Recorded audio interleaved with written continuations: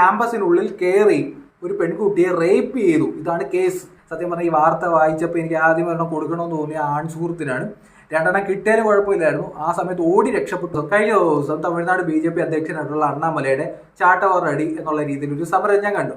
പിന്നെ DMK സർക്കാരിനെ താഴെ ഇറക്കിയിട്ട് മാത്രമേ ഞാൻ ഇനി ചെരുപ്പ് ധരിക്കൂ എന്നുള്ള രീതിയിൽ മഹേഷിന്റെ പ്രതികാരം ലൈനിലുള്ള ഒരു ശബ്ദവും അതുമായി ബന്ധപ്പെട്ടുള്ള വാർത്തയൊക്കെ ഞാൻ കണ്ടു. ആദ്യമൊക്കെ ഈ ചാട്ടവാറടിക്കുന്നതും അല്ലെങ്കിൽ ഇത്തരത്തിൽ ശബ്ദമൊക്കെ അണ്ണാമല എന്ന് പറയുന്ന മുൻ ഒരു സിവിൽ സർവീസ് ഉദ്യോഗസ്ഥൻ നടത്തുന്ന കാണുമ്പോൾ എനിക്ക് പരമപുച്ഛവും പരിഹാസമൊക്കെയായിട്ട് എനിക്ക് ഫീൽ ചെയ്തത്. പക്ഷേ എന്തിനു വേണ്ടിയാണ് അണ്ണാമല ഇത് ചെയ്തതെന്ന് അറിഞ്ഞു കഴിഞ്ഞപ്പോൾ തീർച്ചയായിട്ടും ഈ ഒരു സമരത്തിന് വലിയ പ്രാധാന്യമുണ്ടെന്ന് എനിക്കും തോന്നി.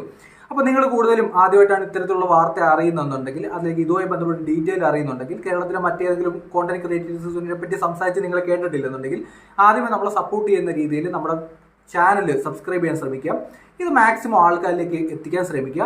ഇത് മാക്സിമം ആൾക്കാരിലേക്ക് എത്തിക്കണമെങ്കിൽ നിങ്ങൾ ഈ വീഡിയോയ്ക്ക് മാക്സിമം ഒരു കമന്റ് ഇടുക. എന്നാലേ ഇത് മാക്സിമം ആൾക്കാരിലേക്ക് ഈ വീഡിയോ എത്തത്തുള്ളൂ. ഇനി തമിഴ്നാട്ടിൽ എന്താണ് സംഭവിക്കുന്നത്? എന്തിനു വേണ്ടിയാണ് ഒരു സിവിൽ സർവീസ് ഉദ്യോഗസ്ഥനായിട്ടൊരു വ്യക്തി ഇനി ചെരുപ്പ് ധരിക്കില്ല, ഈ സർക്കാരിന് താഴെ ഇറക്കാതെ എന്നുള്ള രീതി സ്റ്റേറ്റ്മെന്റ് പറയുന്നത്? പബ്ലിക്കായിട്ട് വന്നിട്ട് ചാട്ടവാറടിച്ച് സ്വന്തം ശരീരം വേദനിപ്പിക്കുന്നത് എന്നുള്ളതാണ്.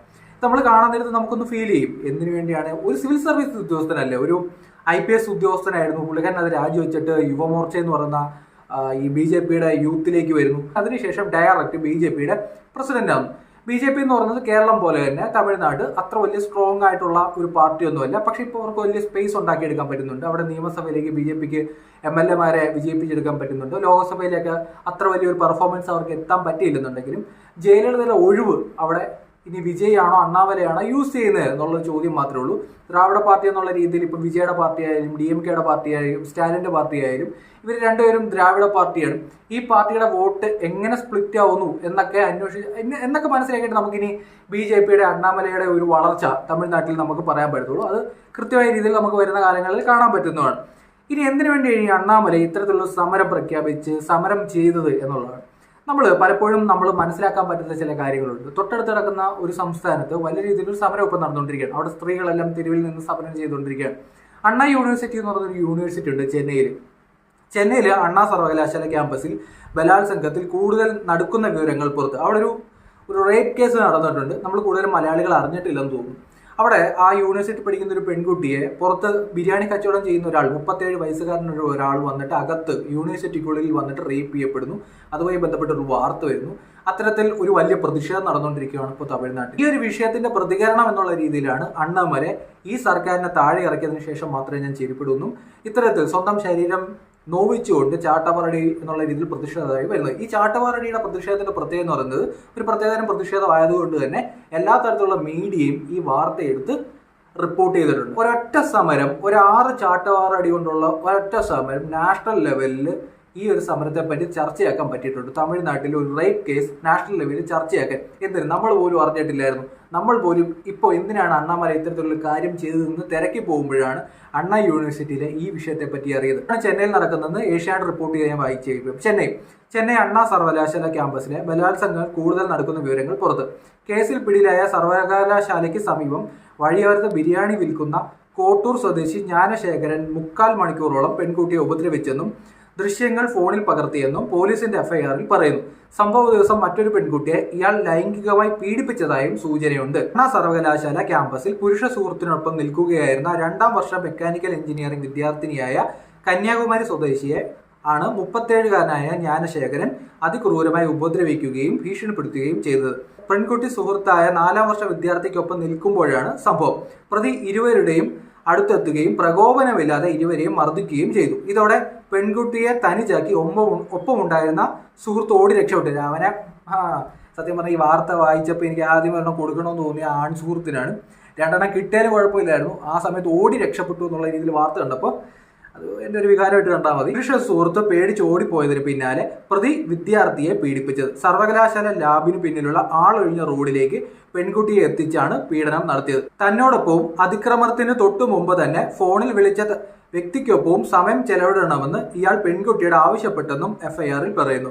ഫോൺ ചെയ്ത വ്യക്തിയെ പ്രതി സാർ എന്ന് വിളിച്ചെന്നും പെൺകുട്ടിയെ ഉടൻ വിട്ടയക്കാമെന്ന് ഉറപ്പ് നൽകിയെന്നും പോലീസിന് ലഭിച്ച പരാതിയിൽ പറയുന്നു. അതായത് ആ ക്യാമ്പസിനുള്ള ഏതോ ഒരു സാർ എന്നുള്ള രീതിയിൽ തന്നെ നമുക്ക് അതിനെ എടുക്കേണ്ടി വരും. അപ്പം പ്രശ്നം അത്യാവശ്യം ഗുരുതരമാണെന്ന് നമുക്ക് മനസ്സിലാക്കാം. അതിനുശേഷം 3/4 മണിക്കൂറോളം ഇയാൾ പെൺകുട്ടിയെ ഉപദ്രവിച്ചു.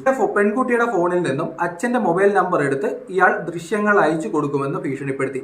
ക്രിസ്മസ് അവധിക്ക് നാട്ടിൽ പോകരുതെന്നും വിളിക്കുമ്പോഴെല്ലാം വരണമെന്നും ആവശ്യപ്പെട്ട ശേഷമാണ് ഇയാൾ പെൺകുട്ടിയെ വിട്ടയച്ചതെന്നും പോലീസിൽ പറയുന്നു.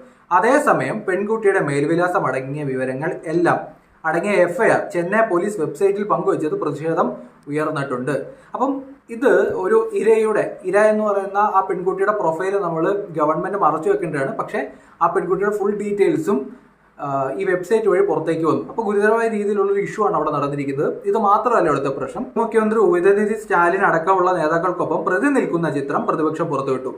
സായിതാപേട്ടയിലെ DMK വിദ്യാർത്ഥി വിഭാഗം ഭാരവാഹിയായിരുന്നു ജ്ഞാനശേഖരൻ എന്ന് BJP സംസ്ഥാന അധ്യക്ഷൻ K അണ്ണാമലൈ ആരോപിച്ചു. നമുക്കിപ്പോൾ കാര്യങ്ങളൊക്കെ വ്യക്തമായി കാണുമല്ലോ. തിരുവനന്തപുരത്ത് കേരള യൂണിവേഴ്സിറ്റിയിൽ ഇതൊരു സംഭവം ഉണ്ടായി കഴിഞ്ഞാൽ ഭരിക്കുന്ന പാർട്ടിയുടെ ഒരു പ്രതിനിധിയാണ് കേസിലെ പ്രതിയെങ്കിൽ എന്തെല്ലാം സംഭവം ഉണ്ടാവും നമ്മൾ മനസ്സിലാക്കുക. ആദ്യമേ കളിയാക്കിയെങ്കിലും രണ്ടാമത് നമ്മൾ ഈ വാർത്ത പൂർണ്ണമായി അറിഞ്ഞു കഴിയുമ്പോൾ ഒരു BJPയുടെ ഒരു പ്രസിഡന്റ് എന്നുള്ള രീതിയിൽ അണ്ണാമലയുടെ ശക്തമായ ഒരു പ്രതിഷേധമായിട്ടാണ് ഞാൻ ഇതിനെ കാണുന്നത്. ഇപ്പോൾ സ്വന്തം ശരീരം വേദനിപ്പിച്ചുകൊണ്ടാണെങ്കിലും ഈ വിഷയം രാജ്യം മുഴുവൻ ചർച്ച ചെയ്യുന്ന രീതിയിലേക്ക് എത്തിക്കാൻ അണ്ണാമലയ്ക്ക് സാധിക്കുന്നുണ്ട്. അത് ഒരു രാഷ്ട്രീയക്കാരൻ എന്നുള്ള രീതിയിൽ അണ്ണാമലയുടെ വിജയമായിട്ട് തന്നെയാണ് ഞാൻ കാണുന്നത്. നമ്മുടെ നാട്ടിലെ ഈ വെറ്ററിനറി കോളേജിൽ ഒരു വിദ്യാർത്ഥിയെ നമ്മുടെ കേരളം ഭരിക്കുന്ന പാർട്ടിയുടെ വിദ്യാർത്ഥി സംഘടന റാഗ് ചെയ്തതും അതുമായി ബന്ധപ്പെട്ട വിഷയങ്ങൾ നമ്മൾ കണ്ടാണ്. കേരളത്തിലെ പ്രതിപക്ഷ നേതാക്കന്മാർ എന്ത് ചെയ്തു? ഇതൊക്കെ കേരളത്തിലെ സത്യം പറഞ്ഞാൽ ഇതൊക്കെ കേരളത്തിലെ BJPയുടെ അധ്യക്ഷൻ വരെ ആ അണ്ണാമലയൊക്കെ കണ്ടുപിടിക്കേണ്ടതായിട്ടുണ്ടെന്നാണ് എനിക്കിവിടെ പറയാനുള്ളത്. ശബ്ദം എടുക്കുന്നതിനെയൊക്കെ എതിർക്കുമായിരിക്കും. ചെരിപ്പിട നടക്കുന്നു. ഇത് തന്നെ ജയലളിത ഓൾറെഡി ചെയ്തിട്ടുള്ളതാണ്.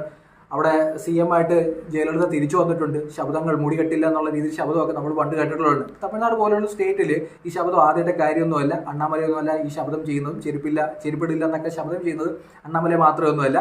അപ്പം പ്രതിപക്ഷം ശക്തമായ രീതിയിൽ പ്രതിഷേധിക്കുന്നത് ജനാധിപത്യത്തിന്റെ സൗന്ദര്യമാണ്.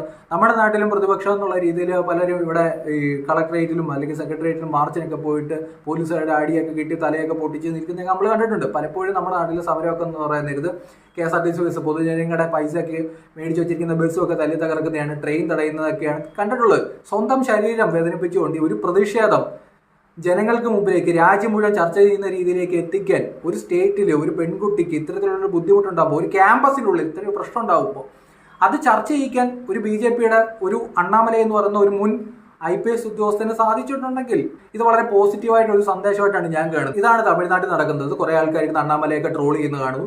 ചെരിപ്പിടത്തില്ല എന്നുള്ള രീതിയിൽ ശബ്ദം ചെയ്യുന്നതിനെ ട്രോൾ ചെയ്യുന്ന കാണുന്നു. അല്ലെന്നുണ്ടെങ്കിൽ ചാട്ടവാറടിയൊക്കെ ട്രോൾ ചെയ്യുന്ന കാണുന്നു. വിഷയം ഇതാണ്, ഗൗരവതര വിഷയമാണ് ഇതിന്റെ പിന്നിൽ എന്ന് മനസ്സിലാക്കാൻ വേണ്ടി മാത്രമാണ് ഞാൻ ഈ വീഡിയോ ചെയ്തത്. ആദ്യമായിട്ട് നമ്മുടെ പേജ് കാണുന്നവർ സപ്പോർട്ട് ചെയ്യാൻ ശ്രമിക്കുക. നമ്മുടെ പേജ് സബ്സ്ക്രൈബ് ചെയ്യുക. അതോടൊപ്പം നിങ്ങളൊരു കമന്റ് ചെയ്യുക.